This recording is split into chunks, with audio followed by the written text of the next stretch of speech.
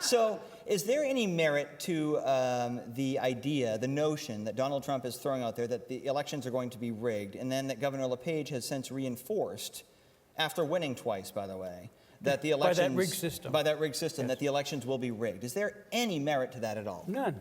Okay. It's all politics.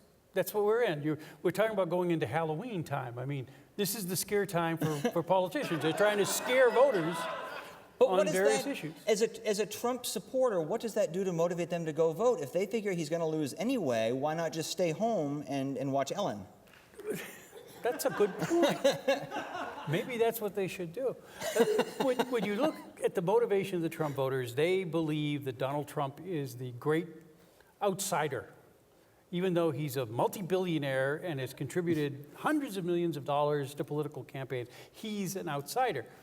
I mean, I don't understand that. I mean, any more than why Hillary Clinton didn't release her emails. I mean, they're both kind of strange things to have happen. They are, and you, being an advocate for transparency, it must just bother Bother the hell out of me. Yeah, exactly.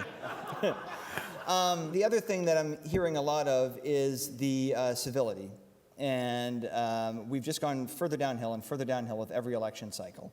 Is that pendulum ever going to swing back? And if it does, how do you see a path to that pendulum swinging back in the other direction? Well, if you got to study history, I mean, if you want to hear some nasty campaign rhetoric, go back to the election of 1800. Did you cover that one, Mal? I did not cover that one, but I have read about it.